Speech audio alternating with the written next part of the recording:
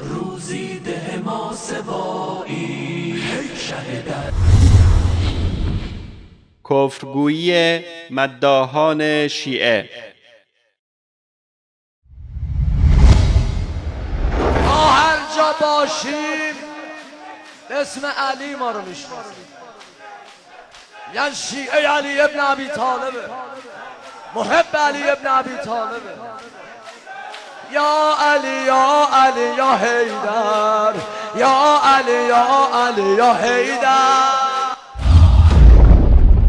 بینندگان گرامی، در این کلیپ ها ملاحظه نمایید که چگونه مداحان شیعه صفات الهی را به حضرت علی رضی الله تعالی عنه نسبت می‌دهند. حیدر روزی ده ما سوایی شهدر یا دل حیدر. حیدر حیدر حیدر حیدر.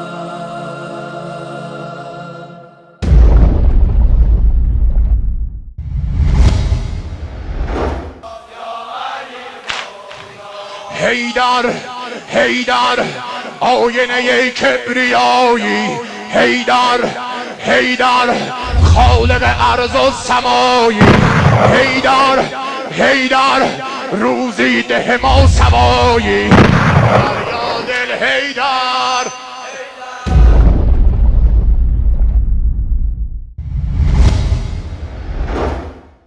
شیعه کافر است، مشرک است. چرا کلام خدا را قبول نمی کنید؟ چرا کلام پیغمبر را قبول نمی کنید؟ این برای ما یک معما هست که ما میخوایم بفهمیم.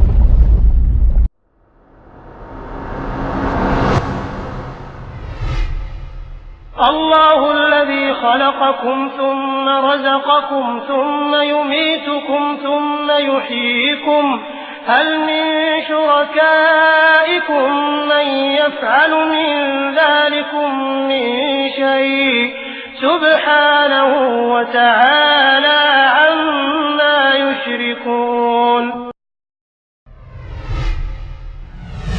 الله ذاتی است که شما را آفرید، آنگاه به شما روزی داد و سپس شما را می‌میراند و دوباره شما را زنده می‌کند. آیا هیچ یک از معبودانتان می‌تواند بخشی از این کارها را انجام دهد؟ پروردگار از آنچه شرک می‌ورزند پاک و برتر است.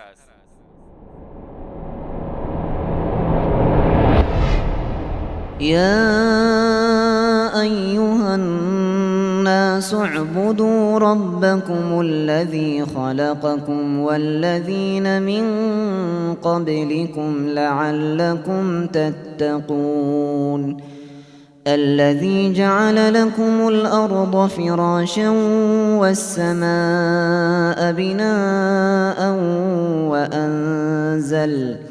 وأنزل من السماء ماء فأخرج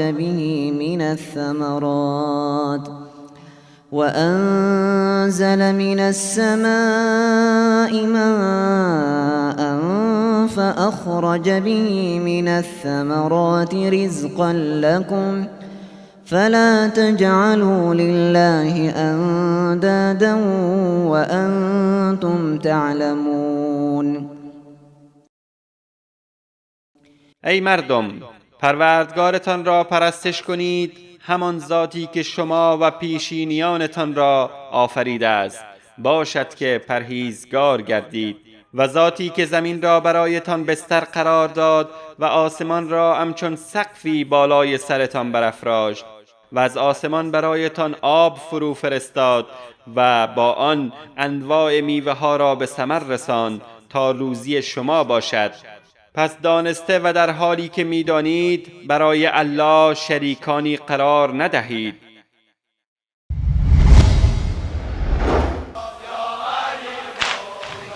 حیدر حیدر آینه کبریایی، حیدر حیدر خالق ارض و سمایی، حیدر حیدر روزی ده ما سوایی یا دل حیدر.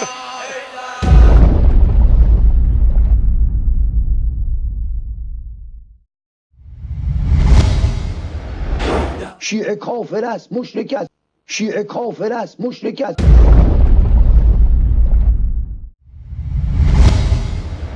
چرا کلام خدا را قبول نمی کنید؟ چرا کلام پیغمبر را قبول نمی کنید؟ این برای ما یک معما هست که ما میخوایم بفهمیم. چرا کلام خدا را قبول نمی کنید؟ چرا کلام پیغمبر را قبول نمی کنید؟ این برای ما یک معما هست که ما میخوایم بفهمیم.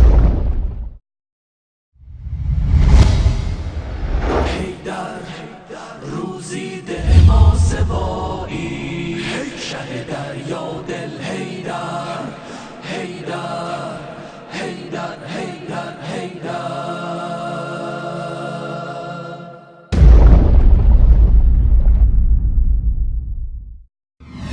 بینندگان گرامی، آنچه که شنیدید کلمات کفرآمیزی بود که حتی مشرکان زمان رسول الله صلی الله علیه و آله و سلم به آن اعتقاد نداشتند.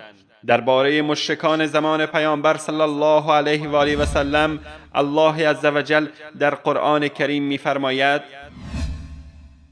ولئن سألتهم من خلق السماوات والأرض ليقولن الله قل أفرأيتم ما تدعون من دون الله إن أرادني الله بضر هل هن كاشفات ضره أو أرادني برحمة هل هن ممسكات رحمته قل حسبي الله عليه يتوكل المتوكلون.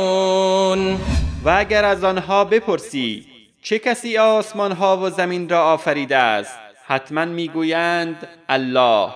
بگو آیا هیچ درباره معبودانی که غیر از الله میخوانید فکر میکنید که اگر الله زیانی برای من بخواهد آیا آنها میتوانند گزند او را برطرف سازند؟ و یا اگر رحمتی برای من بخواهد آیا آنها میتوانند جلو رحمت او را بگیرند؟ بگو الله مرا کافی است و همه متوکلان تنها بر او توکل میکنند. چرا کلام خدا را قبول نمی کنید؟ چرا کلام پیغمبر را قبول نمی کنید؟ این برای ما یک معما هست که ما میخوایم بفهمیم. چرا کلام خدا را قبول نمی کنید؟ چرا کلام پیغمبر را قبول نمی کنید؟ این برای ما یک معما هست که ما میخوایم بفهمیم.